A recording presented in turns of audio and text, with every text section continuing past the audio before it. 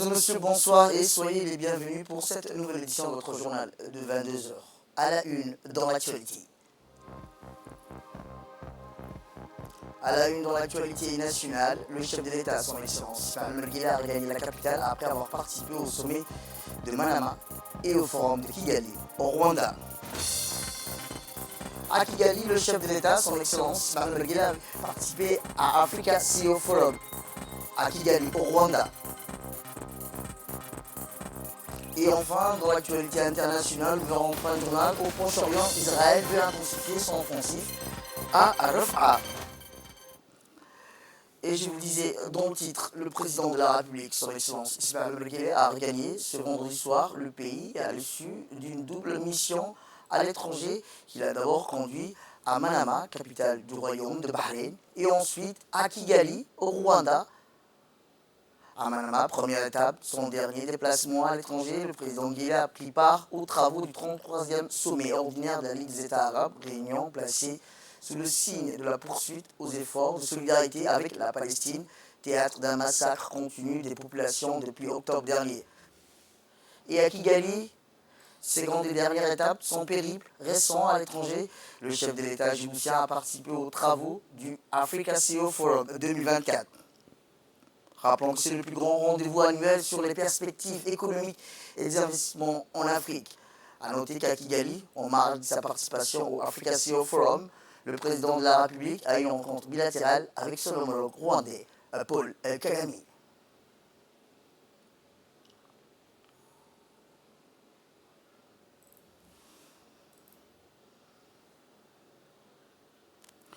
Et je vous disais dans le titre, le président de la République de Djibouti et président en exercice de l'IGAD, son Excellence Ismaël Omar Guelleh, a participé ce matin à Kigali, la capitale du Rwanda, aux travaux de l'Africa CEO Forum 2024, qui s'est tenu à l'hôtel Radisson Blu, le plus grand rassemblement annuel sur les opportunités économiques et les perspectives d'investissement en Afrique. Cette année, le thème Leadership marché commun de l'IGAD. Comment l'Afrique peut gagner sa place à la table des puissances de demain. Mettre en avant les défis auxquels le continent fait face entre transformation et défis économiques mondiaux. Le forum a réuni des dirigeants des pays africains et des personnalités éminentes à la tête des principales entreprises du continent. Il vise à exploiter de manière optimale les immenses richesses de l'Afrique. Une partie centrale des débats est consacrée à l'analyse des conditions propices au lancement des projets intégrés de développement dans les différentes régions de l'Afrique. Il oppose aussi des stratégies et des programmes axés sur le développement des technologies et des connaissances afin de répondre aux exigences de créativité et de valeur ajoutée nécessaires à la conception des grands projets de développement.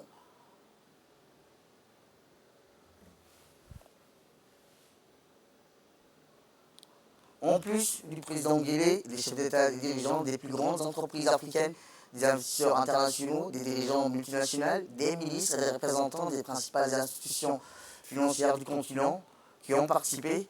Ce sommet, qui se tient chaque année en mars, abordera plusieurs programmes de transformation. Cette année, notamment le leadership, la transformation numérique, l'intelligence artificielle, l'intégration continentale et le financement. Pendant 2 jours, à travers des débats, ateliers et tables rondes, les participants ont analysé des stratégies visant à atteindre les standards les plus élevés en matière des politiques publiques propices à la croissance, notamment vis-à-vis et via la zone de libre-échange continentale africaine, la ZLECAf. Le président djiboutien a mis en avant l'important soutien que Djibouti avait à obtenir une véritable intégration africaine en décrivant les infrastructures de développement du pays comme des atouts majeurs pour intensifier les échanges économiques en Afrique. Le chef de l'État a concédé à un volet important son intervention dans la grande salle d'auditorium à la nécessité pour l'Afrique d'appréhender davantage aussi son essor et développement à l'instar de Djibouti à travers l'amorce d'un processus de plus grande diversification de ses ressources et sources de revenus. Dans le cadre de ses déplacements à Kigali, au Rwanda, le chef de l'État de la République est accompagné d'importantes délégations comprenant notamment le ministre des Affaires étrangères et de la coopération internationale, porte-parole du gouvernement, M. Mohamed Ali Youssouf, le président de l'autorité des ports et des zones franches de Djibouti, M. Aboubakar Omar Hadi, le président de la Chambre des commerces, M. Youssouf Moussa Dawali. Eh bien, comme je vous le disais dans son discours lors des travaux de l'Africa CEO Forum, le chef de l'État a indiqué que Djibouti disposait de plusieurs terminaux portuaires en eau profonde et de grandes capacités permettant d'opérer les plus grands navires du monde. Djibouti dispose également d'une zone libre-échange internationale de premier plan permettant d'optimiser le transit vers les pays enclavés. Et en marge des travaux de l'Africa CEO Forum 2024, le président de la République, son Excellence Ismaël Omar Guelleh, s'est entretenu avec son homologue rwandais, Paul Kagame.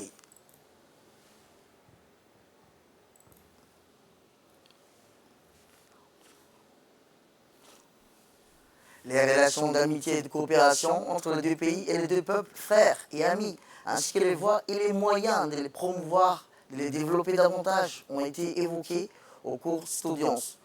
Rappelons que Djibouti et le Rwanda entretiennent des relations privilégiées fondées sur le respect mutuel et la recherche des profits partagés. Les deux pays accroissent de plus en ont pu aussi l'œuvre de leur complémentarité à travers un partenariat stratégique dans le domaine des échanges économiques et commerciaux. Outre le volet bilatéral, les discussions entre le président de la République, son Excellence Ismaël Guelleh, et son homologue rwandais ont été étendues aux principaux sujets à l'ordre du jour dans la région de l'Afrique de l'Est, à laquelle les deux pays appartiennent. Les problématiques les plus en vue en Afrique et sur le plan international ont également été abordées au cours de cette audience. Le chef de la diplomatie rwandaise, M. Vincent Bilota, a participé à cette réunion. Côté djiboutien, outre le ministre des Affaires étrangères et de la coopération internationale, M. Mohamed Youssouf, c'est l'ambassadeur de la République de Djibouti auprès de la République démocratique et fédérale d'Éthiopie et représentant permanent de notre pays auprès de l'Union africaine, M. Abdi Mohamed Heibi, et la conseillère diplomatique du chef de l'État, Mme Fatia Djamoli, qui ont pris part à cette rencontre.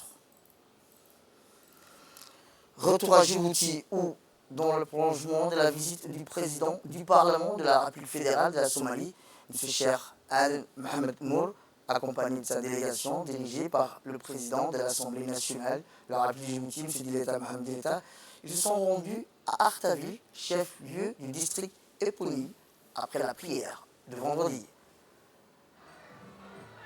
À leur arrivée dans la ville d'Arta, la délégation a été chaleureusement accueillie par les autorités locales, les chefs coutumiers et tous les membres de la société civile.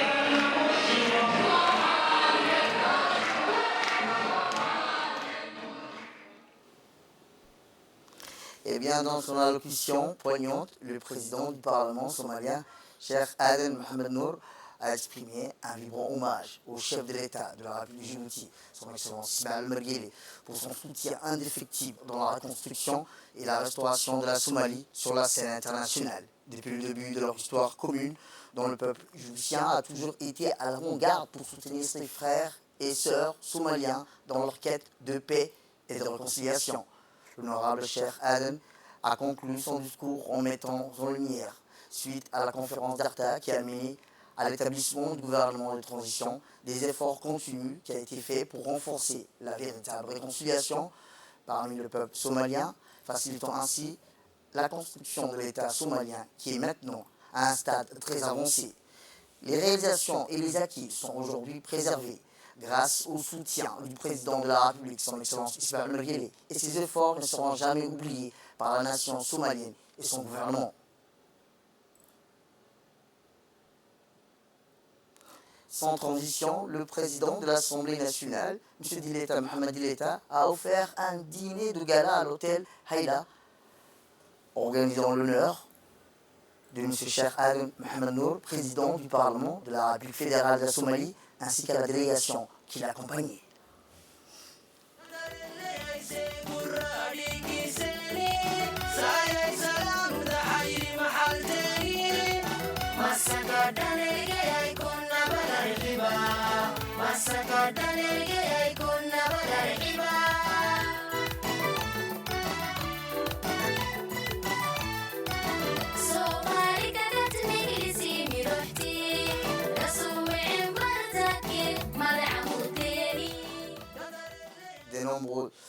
Des nombreuses personnalités de haut rang, parmi tant d'autres, ainsi que le Premier ministre, M. Abdelrahman Mohamed, des parlementaires, des membres du gouvernement, ainsi que l'ambassadeur de Somalie à Djibouti, étaient présents lors du dîner de gala offert par le président.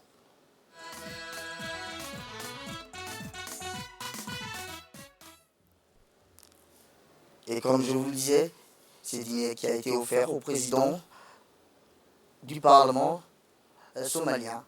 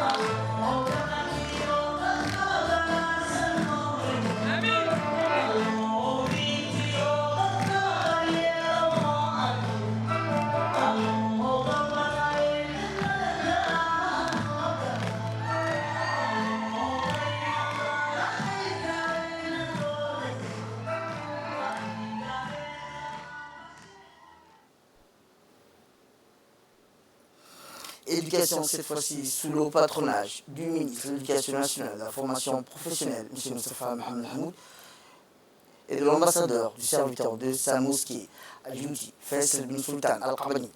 La cérémonie de remise des diplômes de la 26e promotion de l'école saoudienne s'est tenue au sein du Palais du Peuple. Étaient présents le doyen du corps diplomatique, Abdullah Al-Soqatri, les ambassadeurs des pays frères, ainsi que les directeurs des départements académiques et écoles arabes des représentants du ministère de l'Éducation nationale. Lors de la cérémonie, les diplômés ont défilé. Les activités scolaires réalisées ont été présentées, incluant des prestations des jeunes étudiants de l'école. Le Dr Hassan Al-Chibri a souligné l'importance de l'intégration des rôles de l'établissement d'enseignement pour former des individus capables de contribuer au bien-être des sociétés. Il a insisté sur l'importance de moderniser les processus d'apprentissage pour atteindre un développement durable en utilisant des méthodes pédagogiques modernes et en se concentrant sur l'apprenant, notamment en lui fournissant des compétences de vie et les méthodes de pensée nécessaires.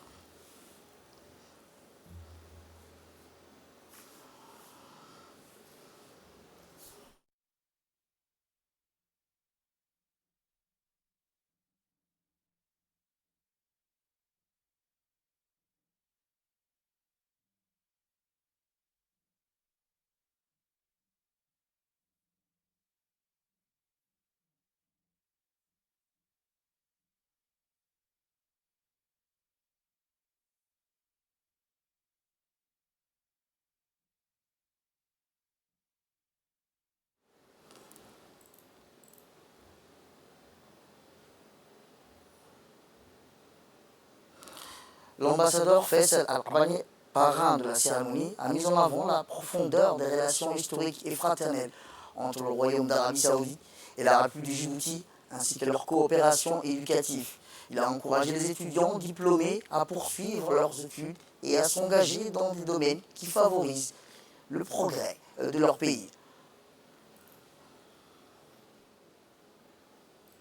Direction le Pays-Bas, où le ministre de l'Énergie chargé des ressources naturelles, M. Yunus Al-Ghedi, et le PDG de la société américaine CWP Global, M. Alex Hewitt, ont officiellement entamé les négociations bilatérales sur la coopération en vue du développement de la production de l'hydrogène vert à Djibouti. Ces négociations qui se sont déroulées durant 2 jours, du mardi 14 au mercredi 15, à Rotterdam, aux Pays-Bas, en marge du sommet et exposition mondiale 2024 sur l'hydrogène et du Forum africain sur l'hydrogène ont réuni les délégations officielles des deux parties.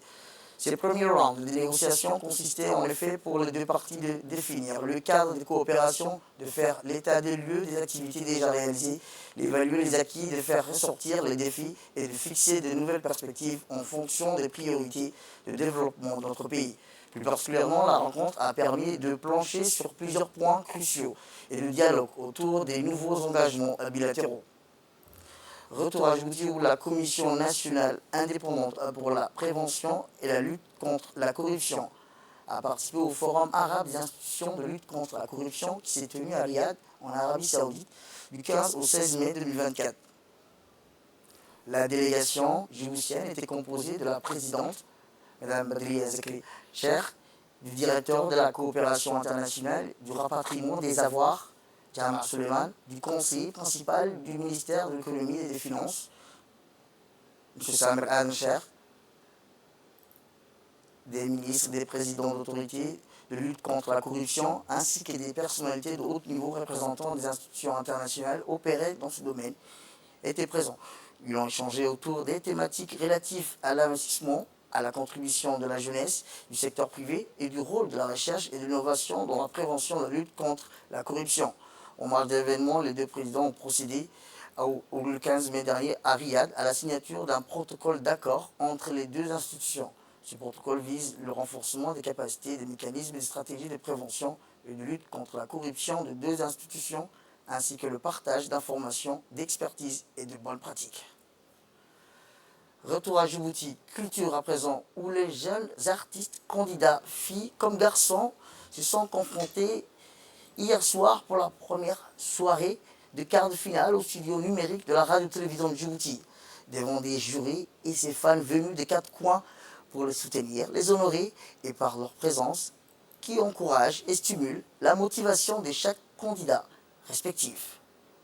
Rappelons que les musiciens ont répondu présent pour permettre aux candidats des essais en boucle afin que ces derniers travaillent leur voix et surtout pour les préparer à respecter le rythme des morceaux choisis de la première soirée compétitive des quarts de finale et se faisant rendre cette émission encore plus captivante.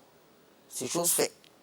Par ailleurs, nous devons souligner que le grand public était pu revivre les moments d'émotion intense dans lesquels a plongé les tribulations artistico-médiatiques de nos stars issues des deux communautés en cette première soirée de quart de finale.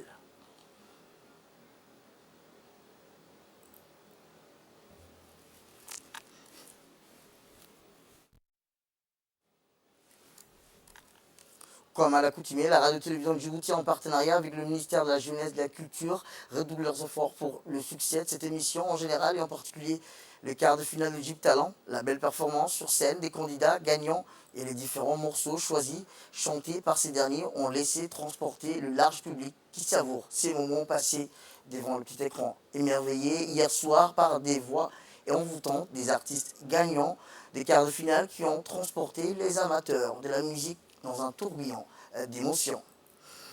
Et bien, tout de suite après, Djib Talent, une expérience musicale époustouflante où les jeunes talents se relèvent et célèbrent la richesse de la diversité culturelle à travers la musique, des moments inoubliables d'une équipe qui ne font qu'ensemble, des moments forts comme l'accoutumée lors des proclamations des résultats des gagnants qui, suite à des belles performances musicales incroyablement interprétées sur scène, attendent avec impatience les gagnants. Je vous laisse découvrir.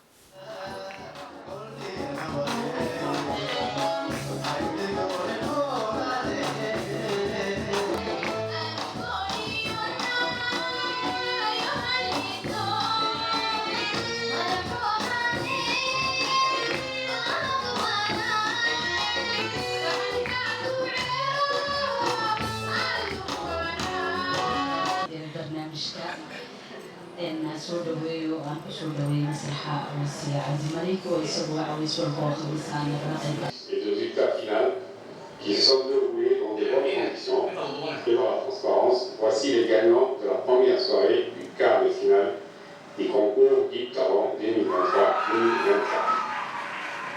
Mohamed Ibrahim Souri, Yassine Hussein Daï, Fatma Mohamed Dam, Madina Rotari.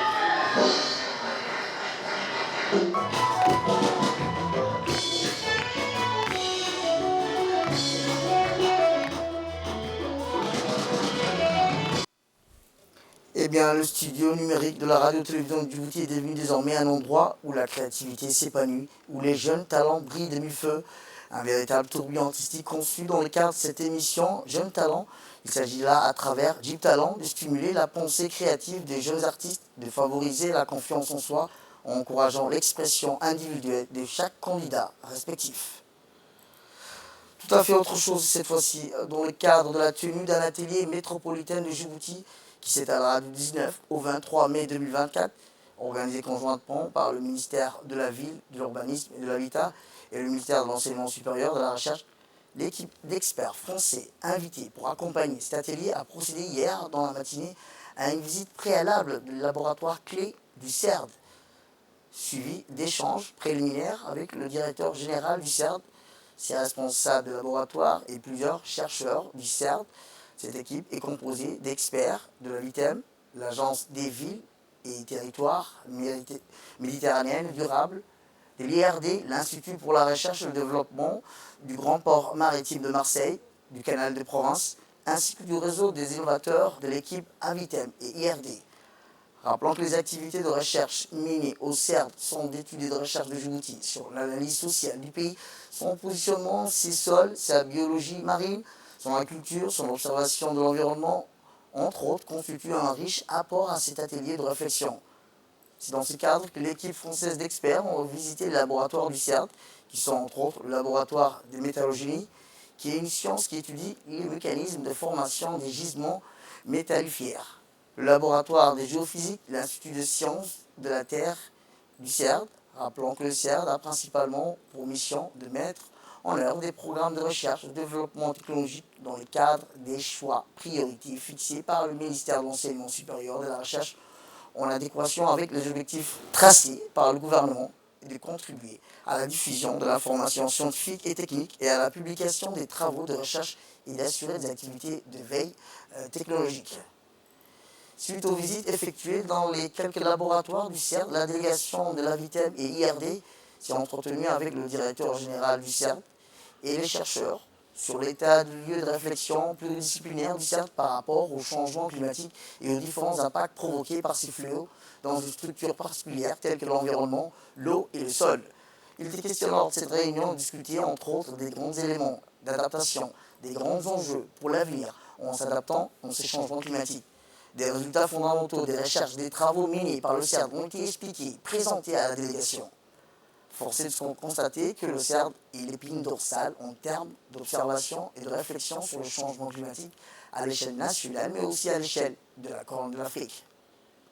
Une conviction sur la recherche pour la future d'une volonté soit régionale de la naissance d'observation. Des publications sur des observations faites dans le passé et d'autres études qui se portent sur des données satellitaires. Il convient de noter que l'atelier permettra de favoriser la co-construction de la capitale djiboutienne pour sa transformation et pour l'ériger en une future métropole en proposant des bases structurantes. Et tout de suite après, la délégation composée d'experts de la VITEM s'est rendue hier dans l'après-midi aux stations de Nagal.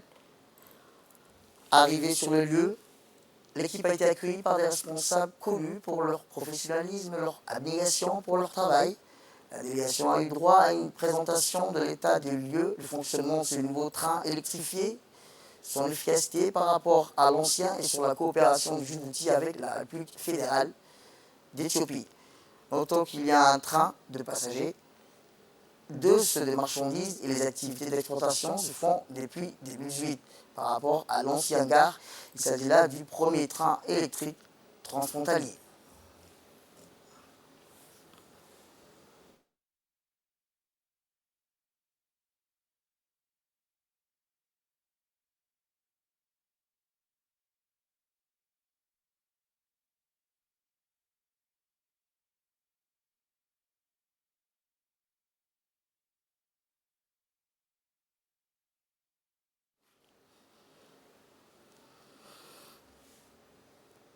Direction le nord du pays où la direction générale du port de Tadjoura a convié plusieurs agences maritimes à une réunion à Djibouti avec la capitainerie en présence du commandant des ports, Mohamed Moussa Abar, pour leur présenter les capacités d'accueil et de service du port de Tadjoura. Et pour cela, tous les agents maritimes ont été invités à une visite au port de Tadjoura. Les représentants des agences ont ensuite été invités à visiter les infrastructures portuaires, les équipements, les entrepôts et la route Tadjoura-Balhou. Une présentation des opérations de déchargement des navires, des livraisons et des travaux a été diffusée sur grand écran.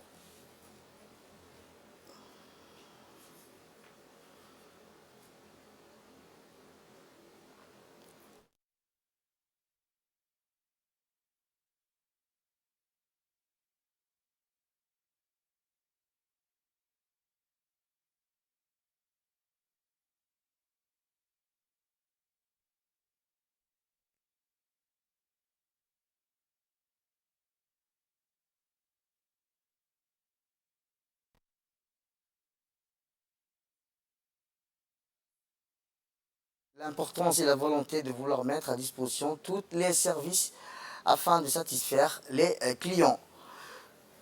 Dans l'actualité internationale, Israël a annoncé son intention d'intensifier son offensive au sol Arafat malgré les craintes de la communauté internationale pour la population civile dans cette ville surpeuplée du sud de la bande de Gaza. Au 8e mois de la guerre, l'armée israélienne diminue depuis une dizaine de jours des opérations ciblées au sol d'Arafat accompagnées de bombardements. Depuis que l'armée a ordonné aux civils de quitter les secteurs et de Rafah le 6 mai dernier en prévision d'une offensive terrestre d'envergure, plus de 600 000 personnes ont fui. Selon l'ONU, quelques 1,4 million de personnes, habitants et personnes déplacées par les combats se trouvent jusqu'à là dans cette ville à la frontière fermée avec l'Égypte. C'est la fin de cette édition. Merci à vous de nous avoir suivis. Restez avec nous pour la suite de notre programme télévisé.